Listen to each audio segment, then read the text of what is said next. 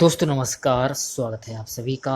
आज के इस वीडियो में खंड शिक्षा अधिकारी ब्लॉक एजुकेशन ऑफिसर बीईओ के लिए प्रैक्टिस सेट सॉल्व करेंगे। इस प्रैक्टिस सेट में हम लोग प्राचीन इतिहास, वैदिक सभ्यता, बौद्ध, जैन, भागवत एवं शैव धर्म, मध्यकालीन इतिहास, मुगल साम्राज्य, आधुनिक इतिहास, 1857 का विद्रोह, भारत का भूगोल, खनिज शक्ति संसाधन एवं उद्योग व व्यापार के क्वेश्चन डिस्कस करेंगे। तो इस वीडियो को लास्ट तक जरूर देखिए।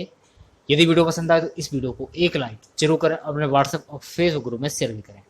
और यदि आप मेरे चैनल पर नए हैं, अभी तक आप लोगों ने इस चैनल को सब्सक्राइब नहीं किया है, तो नीचे दिए गए रेड कलर पर क्लिक करें और चैनल को सब्सक्राइब कर लें। बगल में ही आपके बेल आइकन होगा, उसको भी दबा लें। इससे आने वाली सारी नए वीडियो की नोटिफिकेशन आप सभी लोगों तक आसानी से पहुंच जाएगी। तो सबसे पहले हम लोग प्राचीन इतिहास के क्वेश्चन डिस्कस करेंगे। क्वेश्चन है, निम्नलिखित सभ्यताओं का उत्तर से दक्षिण का सही क्रम कौन सा है? आंसर हो जाएगा ऑप्शन डी, एस्टेक, माया, मुइस्का और इंका। प्रश्नगत सभ्यताओं का उत्तर से दक्षिण क्रम इस प्रकार है: एस्टेक, माया, मुइस्का और इक्का। उल्लेखनीय है कि एस्टेक सभ्यता का विस्तार मेसो अमेरिका के उत्तरी भाग पर, माया सभ्यता का विस्तार मेसो अमेरिका के दक्षिणी भाग पर था। मुइस्का सभ्यता का विस्तार अमेरिकी महाद्वीप के कोलंबिया के पूर्वी भाग में, जबकि इंका सभ्यता का विस्तार दक्षिणी अमेरिका के पश्चिमी भाग में था। मेसो अमेरिका के अंतर्गत मध्य मेक्सिको से लेकर Belize, Guatemala, El Salvador, Honduras, Nicaragua तथा उत्तरी कोस्टारिका तक का क्षेत्र शामिल है। अगला क्वेश्चन हमारा वैदिक सभ्यता से है। क्वेश्चन है ऋग्वेद है। ऋग्वेद है स्त्रोतों का संकलन। इसके बारे में कुछ जान लेते हैं। ब्राह्मण साहित्य में सबसे प्राचीन ग्रंथ ऋग्वेद है। यहाँ से क्वेश्चन बनता है कि सबसे प्राचीन ग्रंथ कौन सा है। आपको ध्यान में रखना है ऋग्वेद, जिसमें मुख्य स्त्रोतों का संकलन किया गया है। ऋग्वेद में कुल 10 मंडल और 1028 सूक्त हैं। ये भी आपको ध्यान में रखना है कि ऋग्वेद में कुल कितने मंडल और कितने सूक्त हैं। ये भी क्वेश्चन पूछा जा सकता है। ऋग्वेद के मंत्रों को यज्ञों के अवसर पर देवताओं की स्तुति हेतु ऋषियों द्वारा उच्चारित किया जाता था। अगला जो हमारा क्वेश्चन है, ये बौद्ध, जैन, भागवत एवं शैव धर्म से है। क्वेश्चन है, बुद्ध द्वारा रूपांतरित निम्न व्यक्तियों में से कौन सा अंतिम था? आंसर हो जाएगा ऑप्शन डी, सुबुद्ध। बुद्ध द्वारा बौद्ध धर्म में रूपांतरित अंतिम व्यक्ति सुबुद्ध था, जबकि आनंद उनका सर्वप्रिय शिष्य था, जिसके अनुरोध पर महात्मा बुद्ध ने स्त्रियों को बौद्ध धर्म में दीक्षित किया था। अतः विकल्प जो डी है आपका, ये सही हो जाएगा। अगला जो हमारा क्वेश्चन है, मौर्य एवं मौर्योत्तर काल से है। क्वेश्चन है, निम्नलिखित शासकों में से किसके लिए एका ब्राह्मण प्रयुक्त हुआ है? आंसर हो जाएगा ऑप्शन सी, गौतमी पुत्र शांतकर्णी। एका ब्राह्मण अथवा अद्वितीय ब्राह्मण शातवाहन शासक गौतमी पुत्र शांतकर्णी को वलश्री के नासिक अभिलेख में कहा गया है।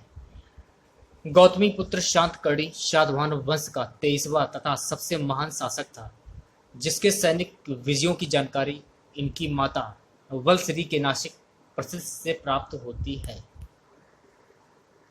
देखिए अगला हमारा जो क्वेश्चन है, गुप्त काल एवं गुप्तोत्तर काल से है। क्वेश्चन है कि समुद्रगुप्त के प्रयाग प्रशस्ति वाले स्तंभ पर निम्नलिखित में से किसका लेख मिलता है? आपको ध्यान में रखना है, जहांगीर का लेख मिलता है। इसके बारे में कुछ जान लेते हैं। हरिशेन रचित प्रयाग प्रशस्ति समुद्रगुप्त के विषय में जानकारी का एक प्रमुख स्रोत है, जिसमें जहांगीर का एक लेख, रानी कारुबाकी का लेख तथा अशोक का निर्देश भी खुदा हुआ है। उल्लेखनीय है कि यह अभिलेख मूलतः कौशाम्बी में स्थापित था, जिसे अकबर द्वारा इलाहाबाद के किले में स्थापित करवाया गया। अगला क्वेश्चन देखिए, निम्नलिखित में से कौन सुमेलित नहीं है? ऑप्शन सी, सातवाहन स्वर्ण। इसके बारे में कुछ जान लेते हैं, सातवाहनों के बारे में। सातवाहनों ने स्वर्ण सिक्कों का प्रचलन नहीं करवाया था, अपितु उसके स्थान पर चांदी, तांबा, सीसा व पोटीन के सिक्कों का प्रयोग किया था। इस प्रकार प्रश्नगत सी सुमेलित नहीं है, जबकि शेष विकल्प सुमेलित हैं। 7वां क्वेश्चन, निम्नलिखित में से किसका शिखर द्रविड़ शैली में बना हुआ है? किसका शिखर द्रविड़ शैली में बना हुआ है? ग्वालियर का तेली मंदिर। ग्वालियर के तेली मंदिर में नक्काशी मूर्तियां उत्तर भारतीय शैली में, जबकि शिखर द्रविड़ शैली में निर्मित किया गया है। उल्लेखनीय है कि इस मंदिर की वास्तु शैली में हिंदू और बौद्ध दोनों वास्तुकला का मिश्रण समाहित किया गया है। अगला जो हमारा क्वेश्चन है ये मध्यकालीन इतिहास का क्वेश्चन है, दिल्ली सल्तनत से। क्वेश्चन है कि निम्नलिखित में से कौन सी इल्तुतमिश के राज्यकाल में सल्तनत की राजधानी थी? Option D, Delhi. कुतुबुद्दीन ऐबक के समय सल्तनत की राजधानी लाहौर थी, किंतु ऐबक की मृत्यु के पश्चात इल्तुतमिश ने 1210 ईस्वी में सल्तनत की राजधानी को लाहौर से दिल्ली स्थानांतरित कर दी थी। ये पॉइंट आपको ध्यान में रखना है, ठीक है। नेक्स्ट क्वेश्चन, निम्नलिखित में से कौन राजा जयचंद गौरी द्वारा चंदावर के युद्ध में पराजित किया गया? Option B, Jaichand. पहली बात, चंदावर का युद्ध कब हुआ था ये आपको ध्यान में रखना है, 1194 ईस्वी में। किसके बीच में? मोहम्मद गौरी और राजा जयचंद के बीच में।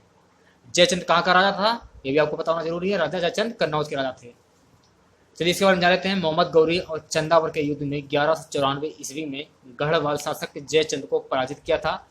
जयचंद गढ़वाल वंश का अंतिम शासक था, जिसके दरबार में संस्कृत के महान विद्वान श्री हर्ष रहते थे, जिन्होंने नैषधचरित्र नामक ग्रंथ लिखा था। तो इतने पॉइंट आपको ध्यान में रखने हैं कि ये अपने एक गढ़वाल वंश का अंतिम शासक था और इसके दरबार में महान विद्वान श्री हर्ष भी रहते थे, जिन्होंने नैषधचरित्र नामक ग्रंथ लिखा था। यह आपका मुगल साम्राज्य का क्वेश्चन है। क्वेश्चन है, निम्नलिखित में से किस परिवार ने सर्वप्रथम अकबर के साथ वैवाहिक संबंध स्थापित किया था? Option C, Kachhwaha. आमेर का कछवाहा शासक भारमल अथवा बिहारीमल पहला राजपूत राजा था, जिसने अकबर की अधीनता स्वेच्छा से स्वीकार की थी। 1562 ईस्वी में अजमेर में मोहिउद्दीन चिश्ती की दरगाह पर अकबर की यात्रा के समय राजा भारमल ने उससे अपनी पुत्री हरखाबाई से विवाह का प्रस्ताव रखा था, जिसे अकबर ने स्वीकार कर लिया। अगला क्वेश्चन देखिए, सूची 1 को सूची 2 से सम्मिलित कीजिए तथा सूचियों के नीचे दिए गए कोड से उत्तर चुनिए। ऑप्शन जो बी है आपका ये सही हो जाएगा। अब देखिए कौन सा मुगल काल है जो कौन सी ईस्वी में आया था। तो सबसे पहले बात करते हैं हॉकिंस की। कौन से सन में आया था? 1608 से 1611 ईस्वी। टॉमस रो 1615 ईस्वी से 1619 ईस्वी के बीच में आया था। मनुची 1653 से 1708 बीच में। राल्फ फिश 1585 से 1586। अगला क्वेश्चन, निम्नलिखित में से किसने महाभारत का फारसी में अनुवाद किया था? Option A, Abdul Qadir Badayuni. काफी इंपॉर्टेंट क्वेश्चन है। महाभारत का रजनामा नाम से फारसी अनुवाद अकबर के समय अब्दुल कादिर बदायूनी और फैजी द्वारा किया गया था। यह आपको ध्यान में रखना है कि महाभारत का जो रजनामा है इसका फारसी अनुवाद अकबर के समय अब्दुल कादिर बदायूनी और फैजी द्वारा किया गया था। फैजी द्वारा अनुदित अन्य ग्रंथों में योग, वशिष्ठ, काली यादमन और पंचतंत्र को फारसी भाषा में अनुदित किया था। अगर आप लोगों को वीडियो अच्छा लगे तो प्लीज़ वीडियो को लाइक और शेयर जरूर करें। अगला क्वेश्चन देखिए, निम्नलिखित में से किसका मकबरा भारत से बाहर स्थित है? ऐसा कौन सा शासक है जिसका मकबरा जो भारत के बाहर स्थित है? जहांगीर। देखिए जहांगीर का जो मकबरा है ये लाहौर पाकिस्तान में स्थित है और जहांगीर की मृत्यु हुई थी 1627 ईस्वी में। इतने पॉइंट आपको ध्यान में रखने हैं, ठीक है। जहांगीर की मृत्यु 1627 ईस्वी में हुई थी। लाहौर पाकिस्तान में इसके मकबरे का निर्माण नूरजहां द्वारा करवाया गया। इस मकबरे का निर्माण किसके द्वारा करवाया गया था? नूरजहां के द्वारा। यह भी आपको ध्यान में रखना है। जबकि हुमायूं का मकबरा दिल्ली में और औरंगजेब का मकबरा औरंगाबाद में और जहांदार शाह का मकबरा खुसरोबाग और इलाहाबाद में स्थित है। अगला क्वेश्चन देखिए, आधुनिक इतिहास का। मुगल साम्राज्य का विघटन एवं यूरोपीय बारिश का प्रारंभ। तो क्वेश्चन है, असम में सर्वप्रथम चाय कंपनी की स्थापना कब हुई थी? 1839 ईस्वी में, आपको ध्यान में रखना है। द असम कंपनी भारत की सबसे पुरानी व्यावसायिक चाय कंपनी है, जिसकी स्थापना 1839 में 5 लाख की पूंजी के साथ असम में की गई थी। अतः प्रश्नगत विकल्प सी सत्य है। अगला जो हमारा क्वेश्चन है ये 1857 का विद्रोह एवं 19वीं शताब्दी का जन आंदोलन से है। क्वेश्चन है कि 1857 के विद्रोह के दौरान बहादुर शाह ने किसे साहब ए आलम बहादुर का खिताब दिया था? आंसर हो जाएगा वक्त खान ने। 1857 के क्रांतिकारियों में एक उपेक्षित किंतु महत्वपूर्ण नेता वक्त खान था, जिसने 11 मई 1858 को मुगल सेनानायक के रूप में विद्रोह का नेतृत्व संभाला था। वक्त खान को बहादुर शाह जफर द्वारा साहब ए आलम बहादुर का खिताब प्रदान किया गया। जुलाई 1851 में दिल्ली में एक विद्रोह न्यायालय की स्थापना भी की गई, इसका जो प्रधान था वो वक्त खान को बनाया गया था। अगला हमारा जो क्वेश्चन है ये स्वतंत्रता संग्राम एवं राष्ट्रीय आंदोलन से है। क्वेश्चन है सूची 1 को सूची 2 के साथ सम्मिलित कीजिए तथा सूचियों के नीचे दिए गए पूर्व से सही उत्तर का चयन कीजिए। ये वाला ऑप्शन सही हो जाएगा। तो देखिए, फ्रेंच का मिलान पांडिचेरी से हो जाएगा, पोर्टुगीज का मिलान गोवा से हो जाएगा, डेन का मिलान ट्रांकेवार से और डच का मद्रास से हो जाएगा। तो इस प्रकार से आप सुमेलित कर सकते हैं। अब देखिए, इस प्रकार से सुमेलित किया गया है। पांडिचेरी फ्रेंच, गोवा पुर्तगीज, Tranquebar Danish, Dane, Madras Dutch. अगला क्वेश्चन देखिए, निम्नलिखित कथनों पर विचार कीजिए। कथन ए में क्या बोल रहा है, मैं पढ़ूंगा नहीं, नीचे दिए गए कोर्स से सही उत्तर का चयन कीजिए। तो देखिए, डी वाला ऑप्शन सही हो जाएगा। ए गलत है परंतु आर सही है, ये वाला गलत हो जाएगा और आर वाला ये सही हो जाएगा। पहली बात, गांधी इरविन समझौता 1931 में भारतीय राष्ट्रीय कांग्रेस का दूसरा गोलमेज सम्मेलन 1932 में भाग लेना अंतर्निहित था। गांधी इरविन समझौता कौन सन में हुआ था? 1931 में। और भारतीय राष्ट्रीय कांग्रेस का दूसरा गोलमेज सम्मेलन कब हुआ था? 1932 में। तो इतने पॉइंट आपको ध्यान में रखने हैं, ठीक है। अगला क्वेश्चन देखिए, क्वेश्चन है, इसमें कुछ महत्वपूर्ण फैक्ट देख लेते हैं। इसमें महात्मा गांधी ने दूसरे गोलमेज सम्मेलन 1932 में भारतीय राष्ट्रीय कांग्रेस का प्रतिनिधित्व किया था। गांधी इरविन समझौते 1931 में भारतीय राष्ट्रीय कांग्रेस का दूसरे गोलमेज सम्मेलन में भाग लेना अंतर्निहित था। इस प्रकार प्रश्नगत कथन असत्य जबकि कारण सत्य है। गांधी इरविन समझौते में इसके अतिरिक्त सविनय अवज्ञा आंदोलन के स्थगन, कांग्रेस द्वारा ब्रिटिश सामानों का बहिष्कार नहीं किया जाएगा आदि प्रावधान हस्ताक्षरित किए गए थे। अगला क्वेश्चन देखिए, क्या बोल रहा है, सूची 1 को सूची 2 के साथ सम्मिलित कीजिए। देखिए, सूची 1 में क्रांतिकारियों के नाम, सूची 2 में स्थान, कौन से क्रांतिकारी कौन से स्थान से संबंधित हैं। तो डी वाला ऑप्शन सही हो जाएगा। सबसे पहले बात करते हैं, कानपुर से किस क्रांतिकारी का संबंध है? नाना साहिब का। दिल्ली से कौन से क्रांतिकारी का संबंध है? नवाब हामिद अली खान का। लखनऊ से कौन से क्रांतिकारी का संबंध है? मौलवी अहमद उल्लाह। असम से मनीराम दीवानी। देखिए, क्रांतिकारी और उनके स्थल, नाना साहब का संबंध कानपुर से, नवाब हामिद अली खान का संबंध दिल्ली से, मौलवी अहमद उल्लाह लखनऊ से, मनीराम दीवान असम। अगला क्वेश्चन देखिए क्या बोल रहा है, निम्नलिखित विवरण पर विचार कीजिए। 1853 में जन्मे थे, पश्चिमी भारत के पारसी थे। ये इंडियन स्पेक्टेटर तथा वॉइस ऑफ इंडिया के संपादक थे। ये एक समाज सुधारक थे और सम्मति आयु अधिनियम 1891 के पक्ष में प्रमुख संघर्षकर्ता थे। उपयुक्त पैराग्राफ किसके विषय में है? सर हो जाएगा वी.एम. मालाबारी के विषय में। तो वी.एम. मालाबारी के जान लेते हैं। वी.एम. मालाबारी एक समाज सुधारक थे जिन्होंने इंडियन स्पेक्टेटर तथा वॉइस ऑफ इंडिया नामक पत्र का संपादन किया था। वे सम्मति आयु अधिनियम 1891 के प्रबल पक्षधर थे। उल्लेखनीय है कि उनका जन्म 1853 में पश्चिमी भारत के एक पारसी परिवार में हुआ था। नेक्स्ट क्वेश्चन देखिए, अगस्त 1925 में सेंट्रल लेजिस्लेटिव असेंबली का अध्यक्ष निम्नलिखित में से कौन था? विट्ठल भाई पटेल। अगस्त 1925 में सेंट्रल लेजिस्लेटिव असेंबली के अध्यक्ष सरदार वल्लभ भाई पटेल के बड़े भाई विट्ठल भाई पटेल थे। उल्लेखनीय है कि विट्ठल भाई पटेल ने 1919 के रॉलेट सत्याग्रह तथा 1920 के असहयोग आंदोलन में महत्वपूर्ण भूमिका का निर्वहन किया था। 1919 में उन्हें कांग्रेस की ओर से इंग्लैंड में संयुक्त सुधार समिति के समक्ष दस्तावेज प्रस्तुत करने हेतु इंग्लैंड भेजा गया था। निम्नलिखित संस्थाओं पर विचार कीजिए। ये वाला ऑप्शन सही हो जाएगा आपका। देखिए, बंग भाषा प्रकाशी सभा का 1836 ईस्वी में हुआ था। लैंड होल्डर सोसाइटी की स्थापना 1838 ईस्वी में। बंगाल ब्रिटिश इंडिया सोसाइटी की स्थापना 1843 ईस्वी में। इंडियन लीग की स्थापना 1875 ईस्वी में हुई थी। अगला क्वेश्चन, निम्नलिखित युगों में कौन सा सही सुमेलित नहीं है? राधा कमल मुखर्जी, अवध इन रिवोल्ट 1857 से 1858। प्रश्नगत विकल्प सी सुमेलित नहीं है क्योंकि अवध इन रिवोल्ट 1857 से 1858 पुस्तक के लेखक रुद्रांशु मुखर्जी हैं, ना कि राधा कमल मुखर्जी। शेष विकल्प सुमेलित है।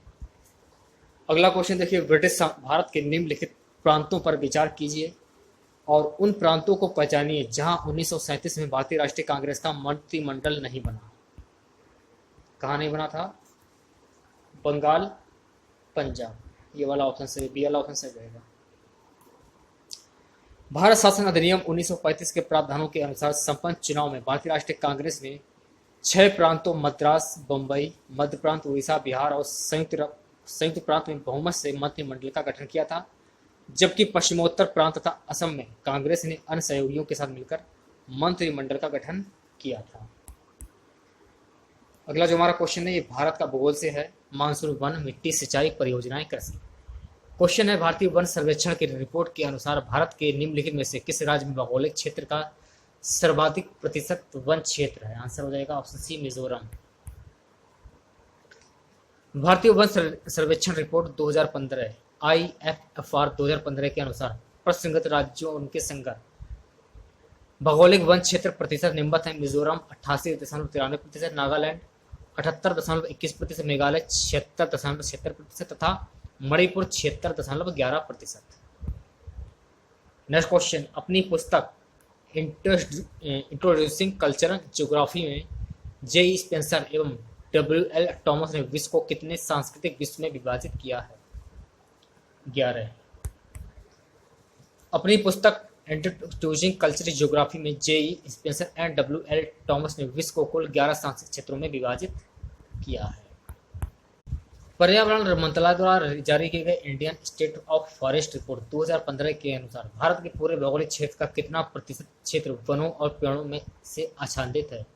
Option C, 24.16%। पर्यावरण मंत्रालय द्वारा जारी किए गए Indian state of forest report 2015 ISFR 2015 के अनुसार भारत के पूरे भौगोलिक क्षेत्र का 24.16% 7,94,245 वर्ग किलोमीटर वनों और पेड़ों से आच्छादित है। अगला क्वेश्चन, निम्नलिखित में से कौन सा सुमेलित नहीं है? ऑप्शन बी, गेहूं शुष्क सम्राट। गोविंद और शुष्क सम्राट धान की एक प्रजाति है, जबकि पारस अरहर की और प्रकाश मटर की प्रजाति है, अतः प्रश्नगत विकल्प बी सुमेलित नहीं है। निम्नलिखित में से किस जिले में मार मृदा पाई जाती है? Option D, Jhansi. मार मृदा बुंदेलखंड क्षेत्र के झांसी, ललितपुर, बांदा आदि जिलों में पाई जाती है। उल्लेखनीय है कि काली मिट्टी के 2 प्रकार होते हैं, कावड़ मृदा और मार मृदा। यह आपको ध्यान रखना है। मार मृदा गेहूं व कपास के लिए उपयुक्त होती है। भारत में फसलों की बुआई के अंतर्गत शुद्ध क्षेत्रफल है लगभग 14 करोड़ हेक्टेयर। भारत में फसलों की बुआई के अंतर्गत शुद्ध क्षेत्रफल लगभग 14 करोड़ हेक्टेयर यानी 13.39 करोड़ हेक्टेयर है।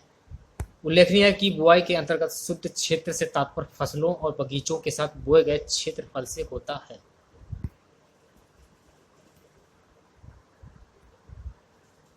भारत में फसलों की बुआई के अंतर्गत शुद्ध क्षेत्रफल लगभग 14 करोड़ हेक्टेयर 13.39 करोड़ हेक्टेयर है। उल्लेखनीय बुआई के अंतर्गत शुद्ध क्षेत्रफल फसलों और बगीचों के साथ बोए गए क्षेत्रफल से होता है। ये मैं आपको बता चुका हूँ। अगला क्वेश्चन देखिए, निम्नलिखित में से किस कण का व्यास 0.002 मिमी से कम होता है। आंसर हो जाएगा ऑप्शन ए मृत्तिका। प्रश्न में उल्लेखित कण और उनके व्यास निम्नवत हैं। मृत्तिका व्यास 0.002 मिमी से कम, गात व्यास 0.002 मिमी से 0.06 मिमी के मध्य, महीन बालू 0.06 मिमी से 2.0 मिमी के मध्य। निम्नलिखित कथनों पर विचार करें। देखिए ऑप्शन जो आपका ए है ये सही हो जाएगा। ए और आर दोनों सही हैं और आर ए की सही व्याख्या है। देखिए ए और आर में क्या बोल रहा है। भारत में वन क्षेत्र का ह्रास भारत के जनांकीय संस्करण से प्रत्यक्ष संबंधित रहा है। कारण आर वन क्षेत्र एवं जनसंख्या वृद्धि में प्राय नकारात्मक संबंध होता है। वन क्षेत्र एवं जनसंख्या में वृद्धि में प्राय नकारात्मक संबंध होता है और भारत में वन क्षेत्र का ह्रास भारत के जनांकीय संस्करण से प्रत्यक्ष संबंधित रहा है। अतः प्रश्नगत कथन कारण दोनों सत्य हैं और कथन कारण की सही व्याख्या भी कर रहा है। अगला क्वेश्चन, राष्ट्रीय वन नीति 1952 के अनुसार निम्नलिखित में से कौन सा वन का संवर्ग नहीं है। राष्ट्रीय उद्यान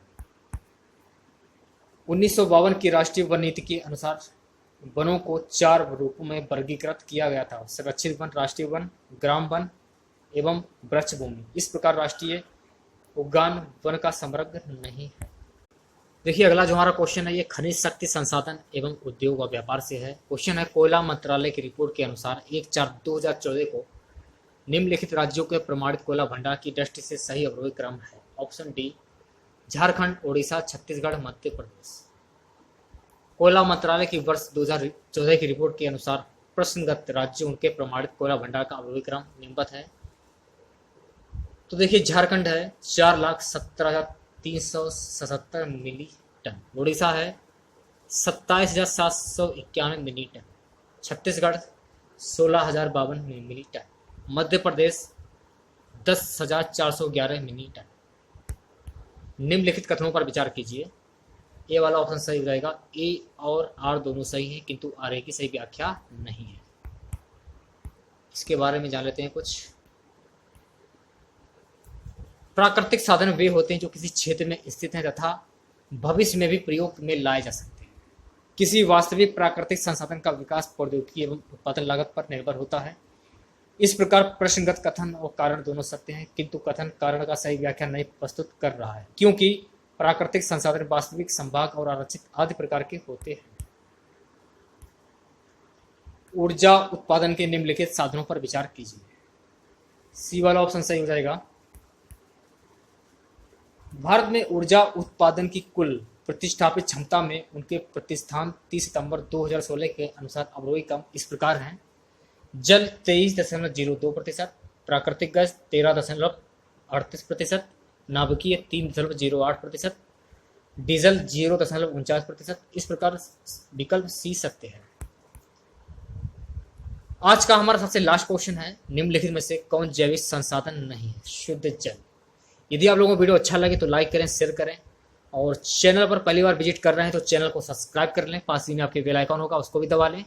इससे आने वाली सारी नई वीडियो नोटिफिकेशन आप सभी लोगों तक आसानी से पहुंच जाएगी। ऑप्शन इसका जो है ए है ये सही हो जाएगा। पेट्रोलियम, कोयला और मछली जैविक संसाधन कहे जाते हैं क्योंकि ये किसी जीव या जैविक पदार्थ से प्राप्त किए जाते हैं जबकि शुद्ध जल जैविक संसाधन नहीं होता है।